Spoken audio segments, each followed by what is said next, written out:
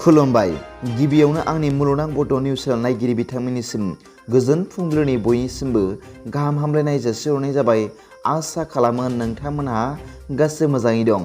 बे समाव आं नोंथांमोननि सिगाङाव फुंबिलिनि मोननैसो खौरां लाना फैलायबाय। अन्नानै भिडिअखौ स्किप खालामाजासे जोबजासिम नायलांदो। दिनैनि फुंबिलिनि मोननैसो खौरांफोरा जाबाय। गिबि रादाबाव दं।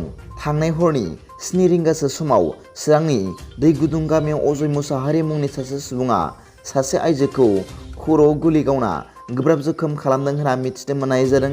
खौरां मोननाय बादिब्ला गुलि गावजानाय आइजोआ दा काजलगाव सिभिल हस्पिटालाव फाहामथाय लागासिनो दं होनना मिथिनो मोननाय जादों। नैथि रादाबाव दं।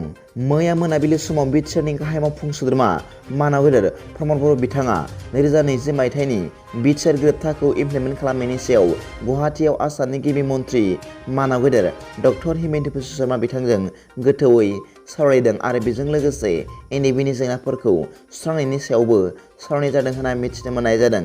बे सावरायनाया थारैनो इफेक्टिभ जादों मानोना गासिबो बिटिआर गोरोबथानि दफाफोरखौ फारि फारि मावफुंजोबगोन होनना आसामनि गिबि मन्थ्रि मानाव गेदेर डक्टर हिमन्त बिश्व शर्मा बिथाङा फोरमायदों होनना बिथां बिटिआरनि गाहाय मावफुं सोद्रोमा मानाव गेदेर प्रमद बर' बिथाङा गावनि अफिसियेल फेसबुक पेजनि गेजेरजों फोरमायदों।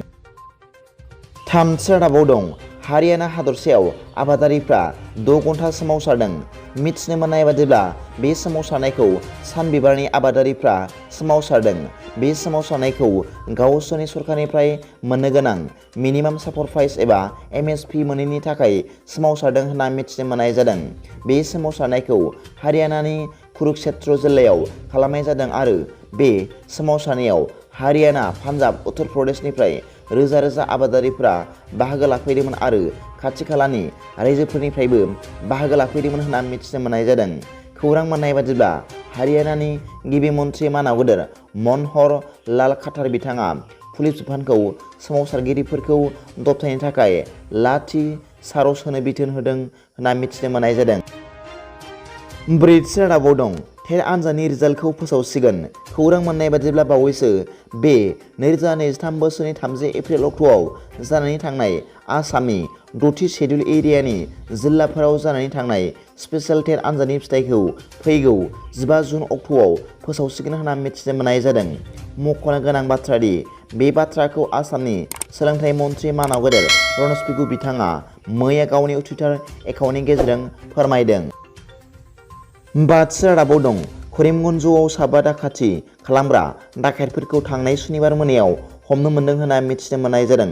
खौरां मोननाय बादिब्ला बे डाकायतफोरनिफ्राय 2 आखाइजों बानायनाय सिलाइ आरो 2 पिस्तल हमनो मोन्दों होनना मिथिनो मोननाय जादों। मख'नो गोनां बाथ्रा दि बे डाकायतफोरखौ करिमगन्ज जिल्लानि एसपि पार्था प्रतिम दासनि दैदेननाय मोनसे पुलिस हानजाया हमनो हादों होनना मिथिनो मोननाय जादों। हमजानाय डाकायतफोरनि मुंफोरखौ फारि आब्दुल लातिफ, मइनुल हक, मनिर उद्दिन, जामिर उद्दिन आरो हालिम उद्दिन होनना मिथिनो मोननाय जादों। बिसोर हमजानाय डाकायतफोरखौ करिमगन्ज जिल्लानि सिङाव थानाय सुबुंफोर होनना मिथिनो मोननाय जादों। 6थि रादाबाव दं। गवालपारा जिल्लायाव सासे BJPनि दैदेनगिरिखौ बुथारनानै गालांदों। खौरां मोननाय बादिब्ला दाखालि रबिबार मोनायाव सासे BJPनि दैदेनगिरिखौ बुथारना लामायाव गारनानै गालांदों। बुथारजानाय सुबुंनि मुंखौ जनाली नाथ होनना मिथिनो मोननाय जादों आरो बिथांजोखौ गवालपारा जिल्लानि BJP राजखान्थि हान्जानि डिस्ट्रिक्ट सेक्रेटारि होनना मिथिनो मोननाय जादों। बुथारगिरिफोरखौ पुलिस हान्जाया हमनो थाखाय गोख्रोङै संदांगासिनो दं होनना मिथिनो मोननाय जादों। बे बुथारगिरिनि मुंखौ हासानुर इस्लाम होनना मिथिनो मोननाय जादों। मख'नो गोनां बाथ्रा दि दुथां हासानुर इस्लामआ बिथांजो जनाली नाथखौ गावनि गारियाव अनाखाना बुथारदों होनना मिथिनो मोननाय जादों। दिनैनि फुंबिलिनि मोननैसो खौरांफोरा दा बेखिनिल'मोन। भिडिअखौ मोजां मोनदोंब्ला आंनि बे मुलुगनां बड' निउस चेनेलखौ अन्नानै साबस्क्राइब खालाम आरो बेल आइकनखौ थुनानै ला जाहाथे आं गोदान गोदान निउस आपडेट लानानै फैब्ला नोंथांनियाव सिगांग्रो नटिफिकेसन सौहैयो। दा बेलासिनि रादाबाव नोंथांमोनखौ आंनि बे मुलुगनां बड' निउस चेनेलाव गासैखौबो बरायहरनाय जाबाय। गोजोन्थों। एसेनोसै। जै बर' हारिनि जै।